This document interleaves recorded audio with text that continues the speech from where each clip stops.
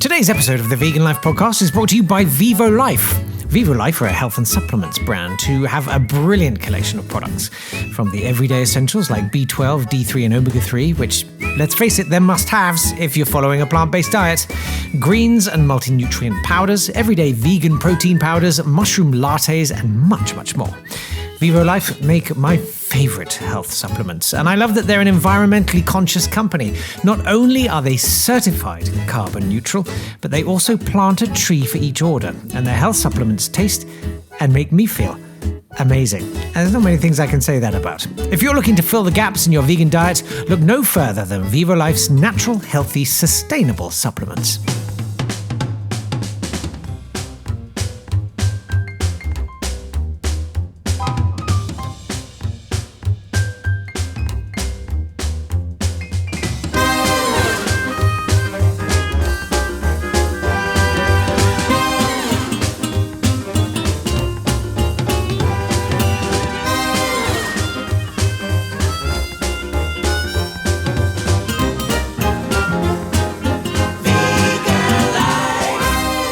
Hello there, and welcome to the Vegan Life podcast. We've completed our world tour.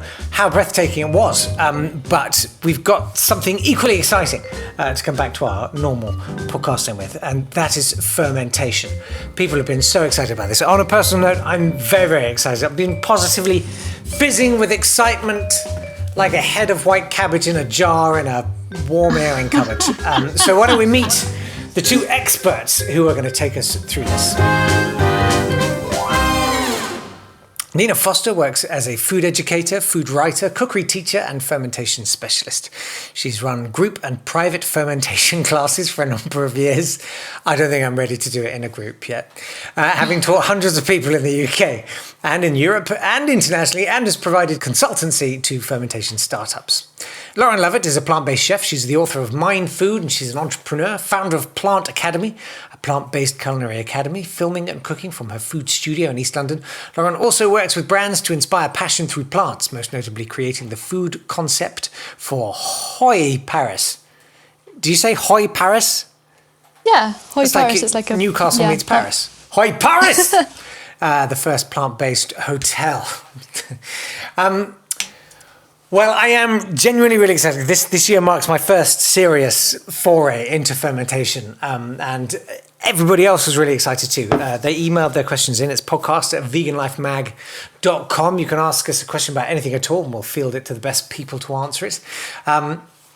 Let's start with Sophia's question, which is a great opening to the whole subject of fermentation, which is, can you please explain to me how fermentation preserves food and what are the benefits? Nena, let's start with you. Right, so obviously the bacteria is what you read when you're fermenting. So you can't ferment anything, particularly when we're talking about lacto-fermentation, unless you have a source of bacteria. So if you're fermenting vegetables, you are using the bacteria that are already naturally occurring on your fruits and veg, and you're preserving those bacteria as much as you can, and then using salt as your key preserving agent along with your bacteria on your veg, and you're creating essentially a solution, a brine solution, whether you're creating a brine with salt and water or salting your veg and drawing the water out to create a brine. That brine solution will, through the magic of the microbes, will start to become acidic, and the acidity helps to keep away the kind of bacteria that will spoil food, that cause spoilage. And as long as there's good bacteria present, you will, those bacteria lowering the pH, making it more acidic, keeping other bacteria out, and locking in the kind of nutrients of whatever you're preserving. And as long as you keep the bacteria happy and ticking over, and they've got a source of food, which is the sort of sugary, starchy stuff, the carbohydrate in your fruits or vegetables, as long as they've got food, and they're going to keep replicating and fermenting, and preserving whatever it is that you have fermented. Lauren, tell us about the benefits. Wow, yeah, that was a very comprehensive overview.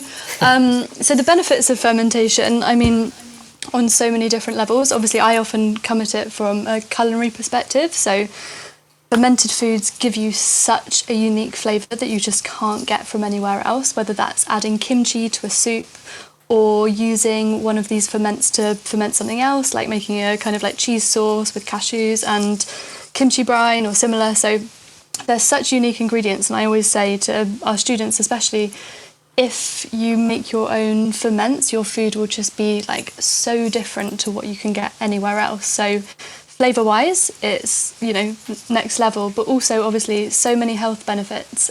And we know so much now about the gut-brain connection. And when we talk a lot about fermented food, you'll often hear how good it is for your gut. It's really important to note that like different ferments will work for different people. And if you've never tried them before, then always start slowly. So, you know, don't just introduce everything all at once, but just try one by one. Yeah. You may have done that. Well, if you survived, you're good. But, you know, if it's always good to bear in mind, like same with, you know, superfoods or any kind of like stronger ingredients. I always think it's good to start with a little bit. But yeah, so whenever we're talking about fermentation, it's always that kind of benefit to your gut, which also benefits so well on so many levels your overall health. It's great for supporting the gut and helping to rebalance the sort of gut microbiome and keeping a good supply of healthy bacteria going into the gut. But also, as I said, when you're fermenting your food, you're locking in the nutrients in a raw-like state. So it means you're getting a more nutrient-rich product. But also in the fermentation process, you're creating organic acids, and those organic acids help to make the nutrients in your food more digestible. So you're getting something that's more nutritious, more easy to digest, so your body's able to take up and use the nutrients more effectively. But obviously, yes, again, you're getting all of those bacteria which go into your body and help to keep sort of stasis in the gut and keeping order, keeping the good and the bacteria kind of in balance. And as Lauren said, obviously the benefits of having an overall healthy gut means that you have a great immune system. So there's links between your immunity and your overall immunity and your gut. And also, again, as Lauren said, the brain and the gut, actually, when you have a healthy gut, your gut is actually producing lots of the neurotransmitters your brain needs to keep well. So the healthier your gut is, the better your overall health is. And obviously adding fermented foods in means you're not only getting something that's really nutrient rich, but also you're helping to support your gut to produce all those really important nutrients and chemicals that you need to keep well. Crikey! Yeah, I know, it's fascinating, right? It is, it absolutely is. Lisa, she's keen. She says, what kit do I need for this process? I would love to try. What can you start? What's a good basic way to start? Lauren, let's start with you.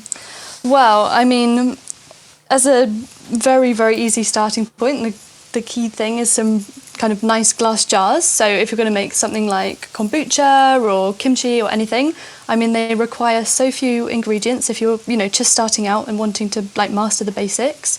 But having some kind of like large kind of, well, you can go as big as you want to, but you can get a nice kimchi pot. You could just get some kind of like 1 litre, 2 litre jars just to, you know, start out doing your ferments. And I mean, apart from that, I would say, like, I mean, you can get so geeky. There's so much kit, but I think when you're first starting, it's literally just nice jars. You can get a ferment stick, which is like a wooden stick, which helps you to bash down all the kimchi and sauerkraut. But yeah, I would say that's the place to start. Literally just some glass jars. Yeah. Would you agree with that, Nena?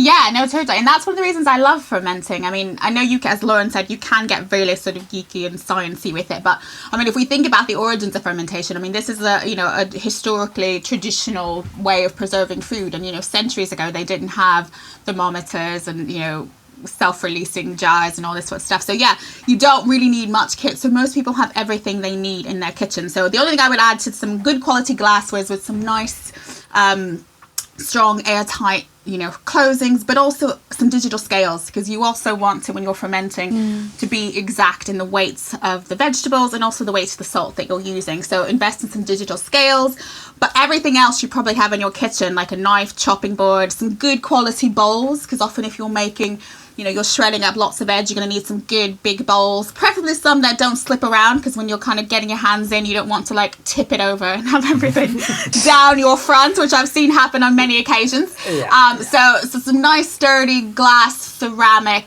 plastic bowls, and yeah, knife, chopping board, good quality glassware, and really, yeah, that's it. And salt, you need some good quality salt as well, but I don't know if you count that as equipment or ingredient, but yeah, that's really it. It's so simple to kind of get started. And then, as you said, as you kind of take off and, you know, get more into it and, you know, fermenting different things, you can start adding bits of kit as, you know, as you want or need.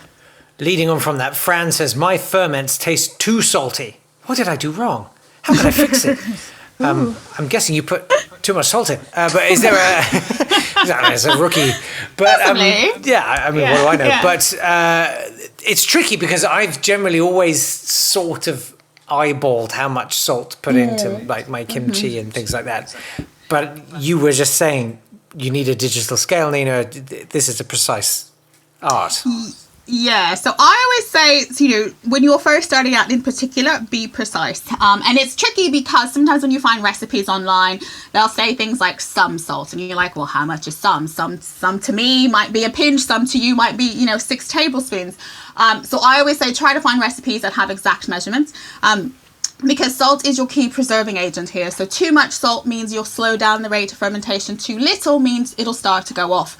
So if you want to kind of get it right and kind of, again, build your confidence so that you're doing it right, be a bit precise in how much salt you use. So was it Fran who asked this question? That's was right. it Fran? So Fran, either use too much salt to the kind of ratio of vegetables, or she hasn't left it to ferment long enough. So you'll find that when it's first salted, it tastes really salty, and when it goes in and when it's kind of underdeveloped or under fermented, it'll be saltier. But obviously over time, as it ferments, the flavor becomes more mature, it becomes less salty. So either it's not fermented long enough, or as you said, she's just used too much salt. And a way to make sure you're using the correct amount of salt, again, is to find a recipe with some exact measurements, and to use some scales or some, measuring spoons, like, exact measuring spoons, so you know how much salt's going in. Yeah. Lauren, is there a general rule of thumb in terms of how much salt one should put in, like as a percentage or whatever? And also, just what can you ferment? I know that sounds like a dumb question, but like, can you ferment any vegetable? Okay, good questions. So one thing I was going to add to the salt actually is like which salt, as you said, to ferment with, because it could be that, if you're using something like a table salt, I mean, this is not obviously what you would use, but always go for a really good quality sea salt, I would always say, is when you're starting out. And then you can obviously explore different salts, but that also can really affect what you're using. So you always want, good quality sea salt. And in terms of what you can ferment, well, I mean, there are endless possibilities. I mean, when we're talking about something like, obviously we've been talking a lot about kind of like kimchi and salt and those kind of things, then you can use root vegetables are always going to be something that's really easy to ferment. Cabbages obviously are your absolute classics that you can't go far wrong with. I would always stay in the kind of vegetable kingdom mostly for like those particular ferments, and if you ever go with like leafy greens or similar, then they're much more challenging. I think when you're more kind of experienced and confident, I've seen amazing kind of like broccoli, kimchi and things like that, but when you're starting out, it's a bit, like exactly as Nena said, it's a bit of an art, and it's just good to kind of work out how it works before you get kind of too experimental. But obviously, from vegetable ferments, you can also ferment beans, you can make misos, you can make soy sauce. All of those things are actually quite straightforward to do. And then you can also go into the realms of things like tempeh, tofu, which sound complicated, but actually they're not that complicated if you kind of like master the basics first. I laugh simply because I failed to brief you in before this recording began, which is that I have a very bad attitude to tempeh. And there will be no tempeh made on my watch. That's not happening. Really? Wow. I bet. Well, what's the tempeh version? I can't take. I just. It's not nice. I mean, anything else. Really? Literally anything else. I think it probably depends on which one you've tried. Yeah. Exactly. It definitely depends on which one you've tried. Because if you try like a fresh tempeh, like someone like Club Cultured, the guys that make it in London, I mean, it's not like a, store-bought tempeh that you'd find. Yeah. Okay. Yeah. I'm not convinced. One day. It's amazing. Sometime. You say making soy sauce. That to me is just impossible. That's the sort of thing you can only buy in a shop. It can only be made industrially. It's like saying, at home you can make your own. I don't know, glass. You know what I mean? Like, well, you could. Well, I guess you could. Please don't try.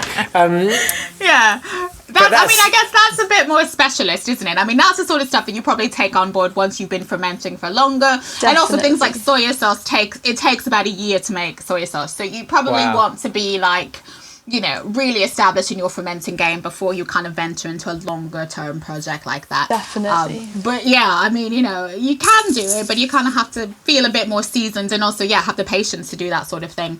Because it is probably not a starter ferment. I think when you start out fermenting, you kind of want to see results rather soon. You don't want to wait 6 months to try you know, what you made. You're like, I want to try it now. So soy sauce is like the Sistine Chapel of fermentation. Maybe. I mean, there's probably other things as well. But yeah, kind of in my head, that's one of the ones that you probably, once you misos kind of as well, they take an incredibly long time. Yeah, miso, 6 months to a year. Yeah. So you got to have some patience for that.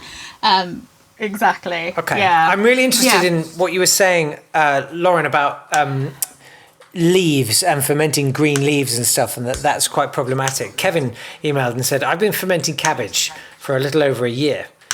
I don't think he means one batch. I think he means habitually. Yeah. I hope, because that's pretty. Well, you could do. I mean, that's the thing. You could, if he's preserved it well, he could. It could be still. Kicking around after a year. We'll see. But no, maybe not. Anyway, he says this batch is the first time it looks funny. Water seems to be slimy. Smells fine though. Ooh. Do I have a problem?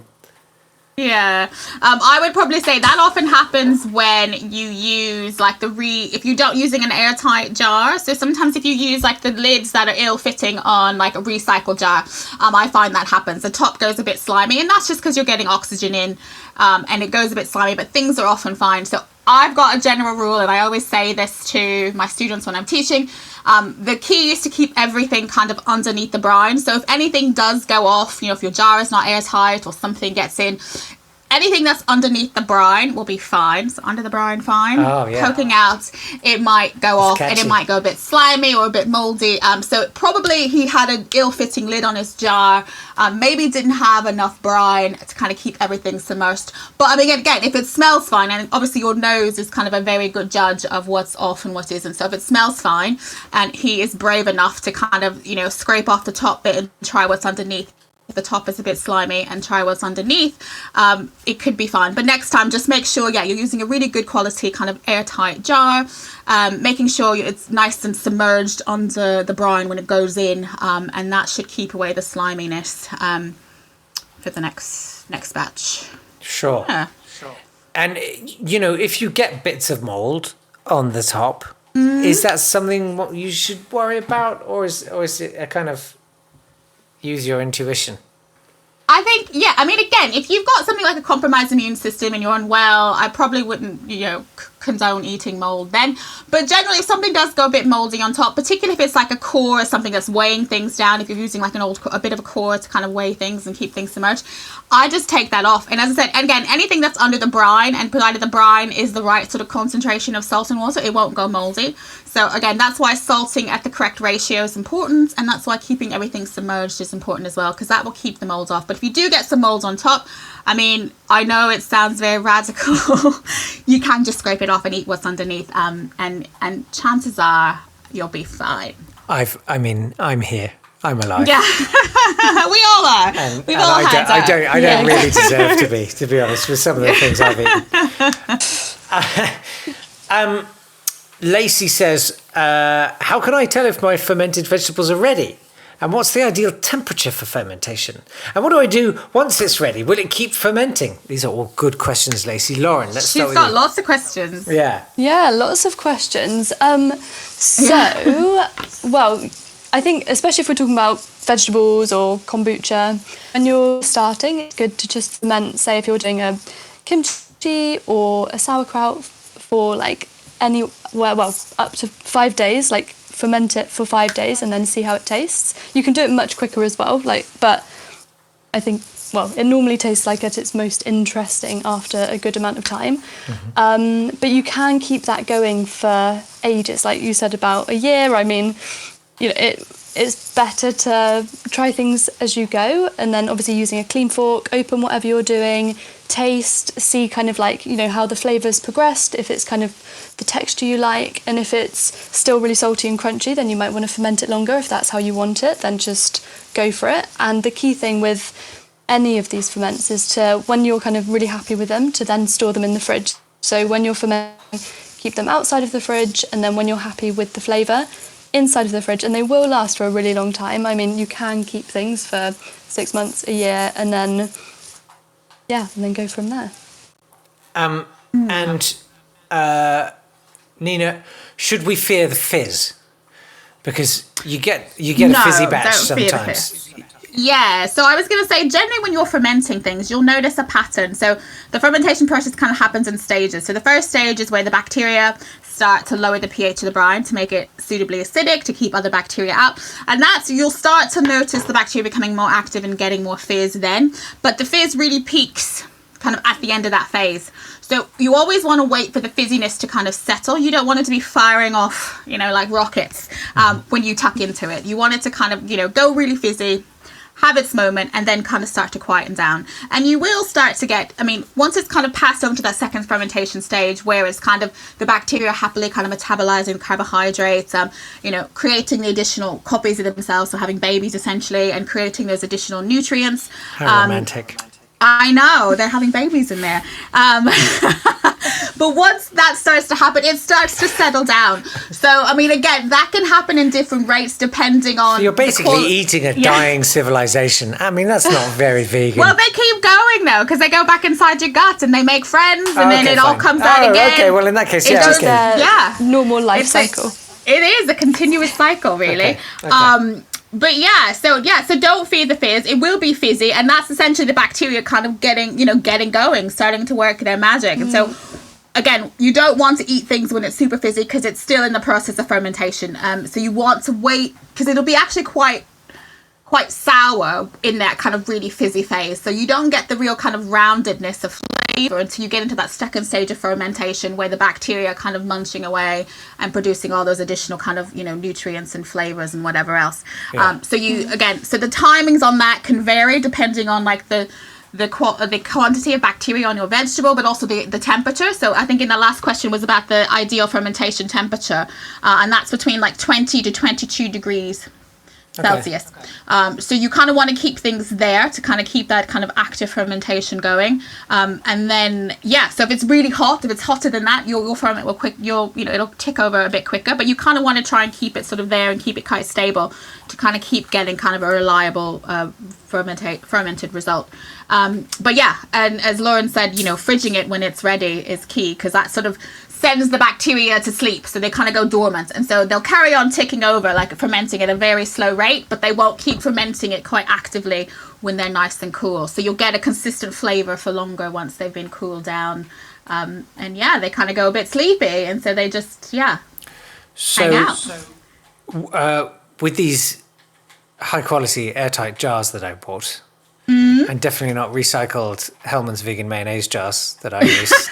Definitely not. You could use those for storage, though. I use those for storage. So once it's already fermented, I store in recycled jars, but I never do my initial fermenting in recycled jars, just because the ill-fitting lids can mean sometimes you get a bit of mold or a bit of sliminess. Okay.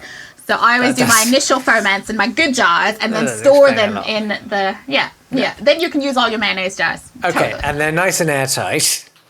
Yeah. Am I creating bombs? Like, do I need to, it's burping, right? Do I need to burp the jars? Or am I going to destroy my house? Well, it depends. I think some things are more explosive than others. Like if you make something like kefir or kimchi, then I find that, I mean, so many things are quite explosive, but it's definitely worthwhile burping your jars. Mm-hmm. So just checking how it's going, especially if you're doing kombucha, for example, and you're checking it every day, tasting how it's getting on, and especially in the second stage when you're storing it outside of the fridge in a swing top jar, it's just good to keep checking it. But I find personally that kefir is the one that is the most, like, you've really got to keep your eyes on it, because I've definitely known that explode more times than one. Yeah. Yes. Oh, okay. Have you actually had it happen then? Yeah, a few times. Like, I mean, only once, like, actually the glass exploding. Yeah, that can happen. Or just leaping out of the bottle. I don't know if you've ever had to repaint your ceilings, Lauren. Yes, Probably. definitely. I mean, that's the one, isn't it? You think, I always yeah. I always remember once making like a mulled pomegranate kefir, which was, you know, mimicking a kind of mulled wine flavour. Wow. And that one especially, like, it was very, popped it open, and the room definitely got a little bit of Christmas. Yeah. No, that does happen. And to keep your jars, to keep the bottles from exploding, as we said, burping them is key, but also making sure you've got toughened glass. So there are lots of glass bottles that aren't kind of reinforced. And obviously the reinforced glass means that it can withstand the pressure. So, you know, the cheap kind of, you know, single pane glass bottles. Pretty decorative ones. Those aren't going to, they're not going to work. They're probably not going to keep in enough fizz. But if they do keep in the fizz, they won't have enough kind of, you know, strength in the glass to kind of keep it from holding in the pressure of the buildup of the CO2. So you always want to make sure you get reinforced glass bottles as well when you're making your drinks, but also, making sure you burp them. And again, things like, you know, the more kind of sugary carbohydrate going into the jar, the more likely it is going to be more in need of a burp. So obviously kimchi I find is much gassier than, say, just my sauerkraut, because with kimchi you've got all that kind of, you know, rooty stuff that has loads of bacteria in it, like your garlic, your ginger, all things that grow in dirt that are really bacteria rich. So those tend to be really, really feisty. So yeah, always burping. Yeah, definitely. But also knowing that with the, you know, we're talking about like bubbling and burping things, and it is also a really good sign when, you know, when there are bubbles and activity, because I think when you're first starting, you're like thinking, is this working? Like, what's happening in there, you know? And I think, so the word fermentation comes from the Latin fervere, which means like to bubble or to boil. So it's this form of like cold cooking. So just to like know that when that is happening, you know, it's not like, oh my God, everything's going to explode. It's like, this is a great sign, and it's just being really mindful of like, you know, keeping your eyes on it, burping it every day. It's like a newborn baby. Yeah. Exactly.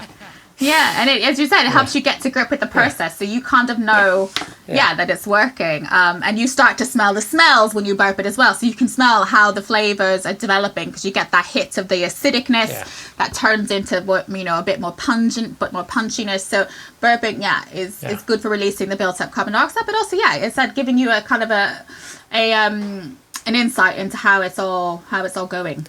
And just like with a newborn baby, if you're not careful, you will end up redecorating your house. And sometimes they spit up on you as well. So I always tell students, never burp wearing white. Never burp anything wearing white. That's a good tip. That's a very good tip. Because you never know, you know, what's going to pop out at you. Yeah.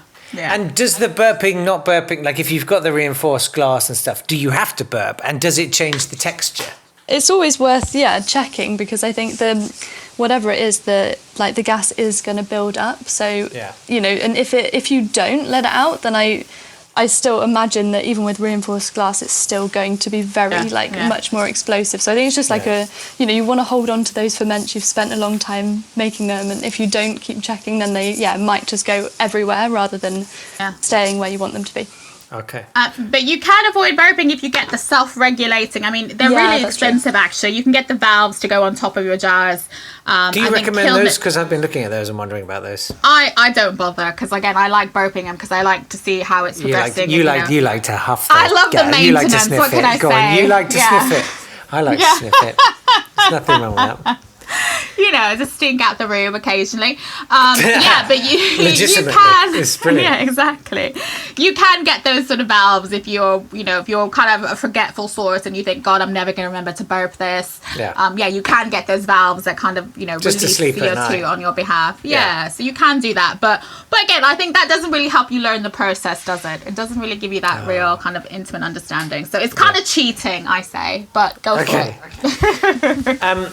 I think we've probably covered this. Kathy says, I've been doing a Giardiniera mix. And if you guys have a recipe for that, I would be very keen on it. And sometimes it comes out fine, and other times it comes out mushy. I can't work out why this is. Does this have something to do with the jar? I think this is probably to do with jars and brine coverage of the top, perhaps. I would say it has to do more with the salt. I mean, is she changing the quantity of salt and the type of veg in there? So as Lauren was saying earlier, you always want to try and stick to kind of the similar vegetable families, and that's because obviously vegetables, when they're kind of a similar in texture and structure, they use the same quantity of salt. But if you're mixing things like cauliflower and tomatoes are softer, they're going to need more salt. Cauliflower is heartier, needs less salt. So you're going to be a bit confused of how much salt to use. So if you use too much salt for the cauliflower, it's not going to really ferment. And if you use too little salt, your tomatoes are going to go mushy. So try and stick roughly to the same kind of vegetable family when you're fermenting. Okay. Or if you're going to do some mixing, kind of benchmark your salting percentage kind of in the middle so that you're kind of covering your bases for both. But knowing that, certain things might not last as long because you've got some softer stuff in there that might start to go off sooner. Yeah. So it could be due to the salt.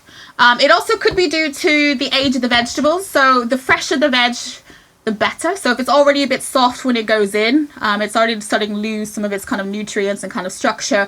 If it's been kicking around for a bit, that could explain why it's gone a bit mushy. But it probably is to do with the salting quantity, I would say. But I don't know. What would you say, Lauren?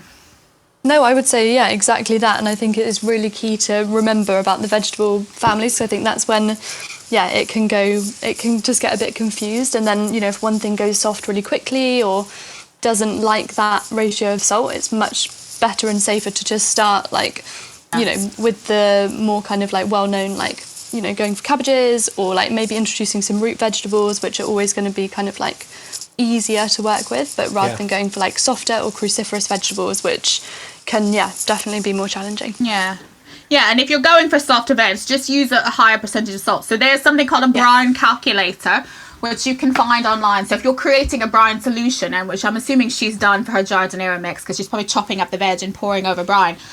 So you can go online, Google Brine Calculator, and it'll kind of categorize your veg into kind of vegetable families and kind of tell you roughly how much salt you need for those types of vegetables. So sticking to that, I think, is really important. So your softer veg are going to need more salt to keep the kind of structure and to keep it from going moldy and to keep it from going too soft. And also it could be cutting it. So obviously if you cut it smaller, you've increased the surface area for the bacteria to work at. So it'll go softer quicker if it's cut smaller as well. So that could be it too. We've come to sort of roughly the midpoint of the podcast, and this is where we ask the age-old question. What do you do? What do you do with tofu? Yes, what do you do with tofu? I must stress, not tempeh.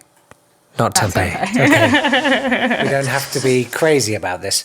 But yeah, if I gave you a block of tofu, what would you do with it? I'm just always curious to see what people would do with them. Lauren, what about you?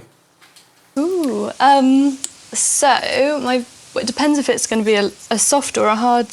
You can. It's free choice. Free choice on tofu. Oh, free choice. Ooh, yeah. That's interesting. Okay, well, I currently am really enjoying having either a kind of soft tempeh, actually raw, and with a really nice Asian marinade, which is something that I learned recently from my co-founder of my studio in London, the food studio, and so Sarah, she does tofu in that way, and I was like, wow, and when you try it in a different way, it's really exciting. So I'm really enjoying it, having it like that, but I also love using it in... What's in this marinade? So in the marinade you have, it's very, very simple, literally it's just tamari, rice wine vinegar, ginger, garlic and sesame oil, and then top that with lots of kind of fresh herbs and really thinly cut kind of spring onions and chili, those kind of things. And then you have that on top of rice. That sounds really nice. Stupendous. Yeah, really nice. But also I love doing it sweet, so using it kind of as a ingredient as all a creamy frosting in raw desserts. Oh, what? What do you mix it with to make the frosting? Yeah, well, you can so you can just blend it and then season it either with, whether you want to make it kind of chocolate flavour or vanilla, anything that's not got a lot of liquid. But normally I just do a kind of vanilla and tofu blend, sweeten it with a little bit of your chosen sweetener, and then add some cacao butter, which will help it to set. So it's kind of a really soft white chocolate feeling. Oh, what? Epic. I love that. Yeah. Nena, what about you? What do you do with a block of tofu? Oh, yeah, tofu was one of those things that, I'm no longer vegan, but I was vegan for a good chunk of my life. And tofu was one of these revelational things. And I use it in so many things, from sweets to soups to dressings. I guess I don't even know where to start. I'm sorry. I'm a bit like, which one would I choose? I mean, but obviously with my kids love like crispy fried tofu. I mean, who doesn't love a bit of fried tofu? So I often will press it really good to get all the liquid out. Either make a marinade, maybe coat it in some, brown rice or some corn flour, and either pan fry it or put it in the oven. I do put things like seaweed in the batter, or like a bit of sesame oil, and get it nice and coated, and then crisp it up either in the oven or frying in the pan. But again, in things like soups, I find it's a really good way to get a nice creamy soup without having to add any kind of non-dairy cream or dairy cream or whatever else. But a big chunk of tofu will make it nice and creamy. So I often, using the silken tofu, not the the kind of spongy stuff. So silken tofu is great for making sauces. If you want a creamy sauce for a pasta or for like a dauphinoise potato, actually, you could do a tofu blended up in there. I even put it in smoothies sometimes. So if I've got some extra like silken tofu knocking about, chuck it in a smoothie and blend it up, and you get something really nice and creamy. A cake, I do a really nice kind of beetroot chocolate mousse cake made with tofu. So I mean, the possibilities are endless. I mean, I think people just you just got to be These were great answers. I didn't see any of those coming. Thank you. I'm always the first to tell you that a healthy diet's the most important thing. Am I right, guys? No, but it is. There are some nutrients, though, that can be difficult to get when you're plant-based.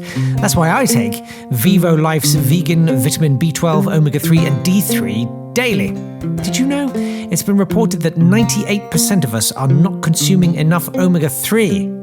Vivo Life's omega-3 is made from sustainably grown algae, not fish, so it doesn't harm marine life.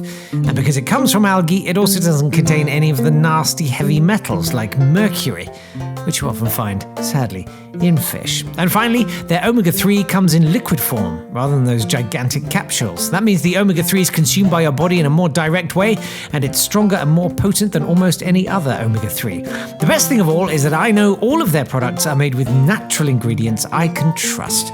So if you're interested in trying their plant-based supplements, then you can use my code, VEGANLIFE, or one word, to get 10% off your first purchase on the vivolife.co.uk website. Right, let's get back to the fermentation though. Philippa says, I saw this recipe online, fermented chili sauce, and I really want to try this. The recipe says you ferment the chilies and garlic, but I must say it scares me a bit. I feel like if I do this process myself, I'm going to accidentally kill myself or my family.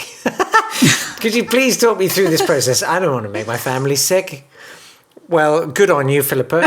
You've done the right thing, and we're here for you.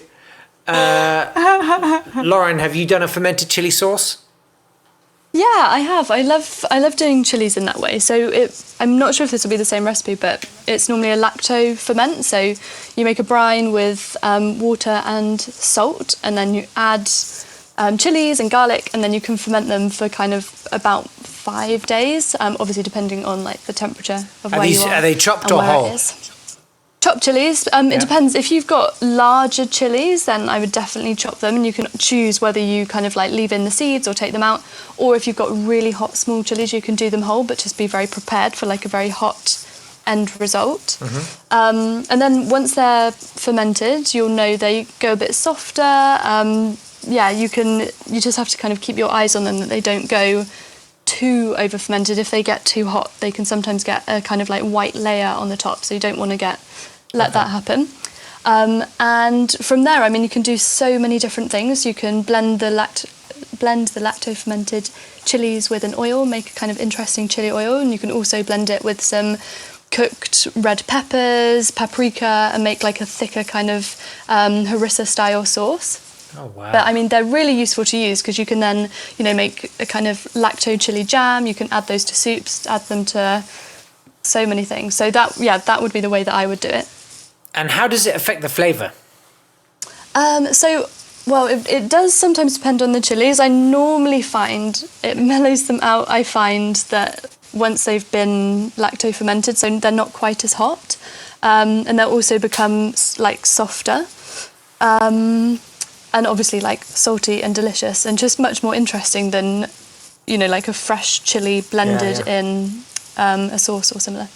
That's exciting. Nena, have you done a Yes, sauce? I do chili sauce quite a lot because I'm a bit of a chili addict. But my latest batch that's in the fridge is Scotch bonnets, chilies with mango, and I put everything in. So everything that I want to flavor it with, I put it in. So I put in thyme, some allspice, some crushed allspice berries, some mango, some garlic, some onion. I even ferment it with a bit of dates to kind of add a bit of flavor as well, a bit of sweetness. And then I leave mine for quite a while actually. So I leave mine for at least 4 to 5 weeks because I want the kind of like low rolling heat. So I call it, as Lauren was saying, it kind of, when you ferment chilies, it makes it less spicy. But you get is like a low burning heat. So it kind of goes to the back of the tongue and then rolls forwards rather than kind of that whole mouth kind of burning sensation you get with fresh chili. So I leave mine for a good 5-6 weeks. And then I also ferment mine whole because obviously if you're chopping it up, chilies are softer, you need more salt. And the smaller the pieces are, the more salt you'll need, essentially. So I tend to ferment mine whole, and I use, I think, between 4.5% and 5% salt when I'm fermenting those with my brine. And then when you process it, you can either take the seeds out. I leave them in because I like it spicy. And yeah, just be mindful that when you do process, if you're going to blend it up into a chili sauce, you might want to wear something over your face because the chili fumes will get you in the back of the throat and you'll be hacking, like you wouldn't believe. So always kind of put something over your eyes and mouth when you're kind of blending it. I've got visions of you looking like something out of Breaking Bad. I mean, sometimes I just go for it and then like hack up a lung, but it's fine. It's all because I know it's going to be delicious in the end. So when you say 4.5% to 5%, that's the weight of the salt compared to the weight of the peppers, or like the ingredients that are going in. So, is that right? Well, it's the percentage. Well, it's the percentage of salt to the weight of the water. So when you go to your brine calculator, if you says, okay, I need a liter of brine and I want to ferment chilies at 5%. So then you multiply 1 liter times 0.05, and that will give you your salt quantity, like how many grams of salt you need. Gotcha. So it's either the weight of the veg, if you're just salting the veg straight, or if you're adding water to make a brine, it's the salt percentage multiplied by the quantity of liquid that you're using. But again, get a brine calculator because that will make sense. But it's just some simple maths, basically. Gotcha. It's multiplying some numbers. You can also use the brine sort of thin things out a bit. So if you want to thin out the sauce that you're blending up, the chilies that you blend up, you can use a bit of brine to do that. And you can also keep the brine that's left over to flavor anything else. So if you want to take that brine and ferment some tomato paste or some peppers to make like a harissa, you can do that. Or you can just use it to sprinkle on whatever you want as well. That is a great question. Don't get rid of that brine. I've always wondered with the brine, is it almost like a sourdough starter? Like, is it full of those bacteria that you can then just keep? Yeah, you can keep using it. So we call that using a starter. If you're going to use that to then ferment something else, it's like kickstarting that ferment. But you can use it to flavor other things as well if you're not going to ferment it. It works wonderfully in not chili brine, but brine works in things like salad dressings. You can add it to soups for additional flavor kick. But always your brine, keep that and reuse that because it's bacterial rich. It's really flavorful. And again, it'll have some of the nutrients as well from whatever you're fermenting. Love it. I'm doing that next. That's my next project. And you can add it to your sourdough as well. So if you wanted to add it... Yes, that is literally double bubble. Exactly. Amazing. Tara says, and this is interesting to me, I heard you could use seeds instead of salt in your brine. I believe she sold her cow for some magic ones. I was wondering what seeds I need for this. I'd love to start fermenting things. However, my husband can't have much salt. So a substitute would be perfect. So, is this a thing? Nena? Me? Oh gosh. No, I've not heard of using seeds. I mean, obviously salt is there because it's a preserving agent. I'm not sure how seeds will replicate that. Again, with seeds, you have to be careful with seeds and nuts when you're fermenting those because they have oils in them, and oils do not ferment. They go rancid over time. So I would always say be if you're using seeds, be mindful of the fact that they've got oils in them, and the oils don't ferment, whereas your vegetables will. So you might get a funny flavor as a result of the oils in the seeds going a bit off. I have never heard of fermenting with seeds, so I would say stick to salt. And the issue with salt, I mean, obviously, because I trained in nutrition and food as well. So the thing with salt is, I mean, I know there's lots of guidance on how much salt we should and shouldn't have, but this is often, the types of added salt that we find hidden in like foods, like your ready meals, your packaged things. So if you're having a diet that's otherwise low in refined processed foods and kind of those added table salts, having natural pure salt in your diet is fine. And it's also really important because salt not only has salt, the salty flavor, but it also has lots of other trace minerals that we need, in particular things like iodine, which is really important for thyroid health. So I would say, if your husband is having, if he's been told not to have lots of salt, I would look at the diet more holistically, take out all those added salts, the packaged things, the processed things, the ready meals, and stick with adding, pure salt to your food. Again, when you're eating fermented foods as well, you're not eating, that quantity of salt in one go. You're having, roughly 2 tablespoons of something that's salted. So I would say it's not a problem. And I would also say, don't try fermenting with seeds, because I don't see how that is going to be an alternative. But again, I may be wrong. Maybe, Lauren, have you fermented with seeds? I've never done this, but maybe you have. I haven't, and that was a very good answer about the salt. And the only thing that made me think of is that what you can do is, if you are fermenting something, like if you're making like a cashew cream or a kind of like vegan cheese, then you can in a way do that without salt, and you would ferment it with like probiotic capsules. Or you could use like a brine of like kimchi or your kombucha or anything. Like, if you wanted to say like, right, I really want to make something that doesn't have salt for whatever reason, then you could make a kind of fermented cream, and you could use kombucha or similar, and that's a good way to get some kind of like good probiotics into your diet without salt. So I mean, I was thinking of like probiotic, I mean, they're not seeds at all, but you open them and they're kind of like little tiny things. So that would be an option, but I definitely agree with what Nena said, and like it's good to address all areas of your diet, but you can do a few ferments without salt as well. Yeah. The probiotic capsules is a good one. Yeah, I forgot about that. You could open them up, stir through the powder. I've also done a bit of fermenting with, I mean, again, these are short ferments. They're not like long ferments, so you're not going to have the same shelf life as you would if you're fermenting with salt. I've also done things with apple cider vinegar. So using the raw apple cider vinegar with the muller, you can use that to ferment things. Again, you're going to have a slightly extended shelf life. You're going to have some of the good bacteria, but it won't be a long-lasting ferment like, say, a sauerkraut would. Exactly. But good to, like, if you wanted to do, like, a simple kind of vegan yogurt or similar, that would be a really good way to get some probiotics into your day. Jane, I would love to start making my own vinegar. Recipe, please. Do you have a recipe? Have you made vinegar, Lauren?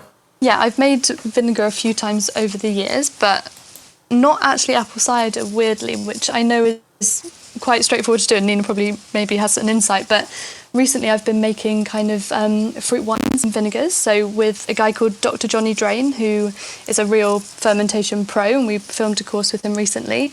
And you have a vinegar starter, so very similar to when you make kombucha, you have your kind of like starter culture or, a little bit of the previous batch and a SCOBY. You can also get a vinegar mother, and you can introduce that into kind of, well, we did all sorts of different like cherry or raspberry or making those kind of vinegars. Wow. That's obviously maybe a slightly more advanced vinegar, but that is one way to do it. Amazing. Nena, have you made vinegar? It's not something I do regularly. I mean, the only way I've made vinegar is by either taking some kombucha and leaving it for longer, adding a bit of sugar, and then once that is kind of had about 6 weeks, you get something like a kombucha vinegar. So I've done that. I've done it with pineapple vinegar as well. Again, so taking the sugar, letting the bacteria kind of metabolize the sugar, and then leaving that for longer, and you get something like a vinegar. But I've not used a vinegar mother to make or create vinegar. I've kind of just used just kind of let things keep going. And if you kind of let some of your ferments, you know, like your kombucha or your, say if you make tepache and you've got the pineapple, if you let it go past the point of kind of it being drinkable, giving it a few extra weeks, about 6 weeks, and you get something like a vinegar. But again, it won't have the same pH level as like your store-bought vinegar, so it wouldn't probably be classified, you know, in the kinds of, you know, food labeling world as a vinegar. Because it doesn't have the same pH. But I've not made it with a vinegar mother. No. And I use my brines as well, like similar to vinegar. So I use it like in a salad dressing or whatever. And you kind of get that vinegary, punchy flavour, but without having it being specifically vinegar. Yeah, and it is, using kombucha in that way is such a good way as well. If you're like, when you're starting out, if it does, you know, get too sour, or you're like, oh, I've kind of done it wrong, then it's so good to, you know, add a few like spices or something into that, and like Nena said, just leave it for longer, and they do work so well in dressings. It's a really good like simple way to make something that is very vinegary. I mean, it's got to be said, kombucha, I mean, I'm a fan of fermentation, don't get me wrong, but it's basically Vinegarade. You can call it peach flavour all you want. It's Vinegarade, man. Put it on chips. Well, it depends on how long you left it for. Yeah, it can be quite vinegary. But yeah, and also again with kombucha, if it goes too vinegary, you can leave it, and it's actually really good for your hair and your skin. So it's a great kind of substitute for if you use, you know, for me with curly hair, you know, I use raw apple cider vinegar to kind of clarify occasionally. You can actually do that with kombucha if you've left it for too long and it's quite vinegary. Or just, you can just do your windows. Sure, maybe not the windows. I'm not sure you get the streak-free shine. I think you might. But okay, final question. I love this question. James, thank you for this. He simply says, what's the weirdest thing you've fermented? Nena. I don't know. I mean, I've fermented lots of different things, and maybe it's my benchmark is that nothing is weird, but I don't know. I'm trying to think. Oh gosh. I don't think I've fermented anything weird, but I think that's probably because I ferment anything and I don't see it as weird. But let me think. Probably the weirdest thing that in a jar, I think, was some mushrooms, because they made a really sort of like, it smelled like forest floor, basically. It had a very distinctive, like mossy, woody, like I'd been, you know, rolling around in the forest, dirt. When I opened the jar. So that was probably the weirdest kind of smell that I've emanated from a jar. But again, fermenting mushrooms isn't particularly weird or rogue. I think I've fermented potatoes to make chips. I mean, that's maybe not weird. That's actually quite good. You get really light, sort of fluffy chips. The inside is really light and fluffy if you ferment them first and then cook them. I'm trying to think what else. I mean, I don't know. Yeah, maybe I'm just too straight-laced for weird fermenting, or maybe my benchmark, as I said, is just there's nothing that's weird. I don't know. Yeah, that's as good as I got for you. Sorry. No, I love it. Lauren, what about you? Oh, I was when Nena was saying that, I was like, I can very much relate. I think once you open the door to fermentation, you're kind of like, oh, what else can I ferment? It feels like exciting, so it doesn't feel kind of too crazy and weird. I think that, I mean, it's not necessarily weird, but something I really love to do is like a fermented chocolate cake. So what? So it's kind of unusual, not necessarily, well, could be weird. So, I mean, you can do it either cooked or like a raw chocolate cake, so obviously using kind of a cashew base, fermenting those cashews with maybe like a coffee kombucha, because it will give you that really nice kind of coffee taste underneath the chocolate. So you ferment those, and then you can just add the other ingredients like melted chocolate, any sort of like sweetener, salt, and then set that on a biscuit base. But you can do equally the same with like a, you know, cooked cake, whether you kind of like use a fermented batter inside. You could use kind of like a fermented like chickpea or pea kind of batter, which can really help cakes to kind of rise. Yeah. And then you could also ice that with a fermented icing, and it gives you this like, you know, you can taste that it's a bit different, but I think it makes everything like that so delicious because it's surprising, but also obviously makes like those things like more digestible, more interesting, more That's kind of really like wild. I love that. deep in flavour. So yeah. I mean, anything involving cake. Yeah, well, yeah, you can use things always like a winner. milk kefir, like either using coconut milk or oat milk kefir or almond milk kefir. You can use that as, it's essentially just like buttermilk. So if any recipe that calls for buttermilk, you can use that fermented sort of, plant milk instead, and you'll get that tanginess. And also because of the acidity in that, you'll get a really soft kind of crumb on your cake, because the acidity interacts with the kind of the raising agent, and you get a really nice sort of airy light crumb. So adding those sorts of things in works really well, I think. And I think Lauren would agree with that. Definitely, yeah. Amazing. yeah. Those you've opened up a whole new world, I think, for many people listening, and thank you both so much. Where can people find you and your work? Lauren, let's start with you. So you can find me at, Plant Academy, which is my cookery school. So we do online classes, and we're actually launching one in fermentation this October, which I'm really excited about, delving into those kind of vinegars and crazy ferments. And also, I'm currently in Paris, so I create the food at a place called Hoy in Paris. So Hoy Paris, man! Yeah, or online. Hoy Paris. You've got like an obsession with the name, but it's a plant-based hotel where you can. Yeah, exactly. It's very, very memorable. So welcome. You can actually find my food in person there, or obviously on Instagram at Plant Academy London. Amazing. I'm 2 hours west of Paris right now. I'm going to jump on the train. Are you? Yeah. Nena, where can people find your stuff? So you can find me on Instagram at nena.foster.food. My website, www.nenafosterfood.com. Classes are on hold probably until October time, but I'll have some classes coming up there. You can find some of my recipes in various places. I've done recipes for people like Rude Health. They might be some on there. I don't know if there are any fermented ones there, but I do have actually a kefir cake recipe coming out in Ocado Life in October, so stay tuned for that. Either my website or Instagram, you can find me there. Well, huge thanks to you both. That was absolutely brilliant. Don't forget that the Vegan Life magazine is available at veganlifemag.com. You can always email your questions for subsequent podcasts to podcast@veganlifemag.com. Go and buy the magazine, will you? Or download the app. Do what you like. I don't care. We're also on Instagram at veganlife_podcast. I think that's right. I get it wrong every week, and then I have to go back and re-edit it. It's really stupid.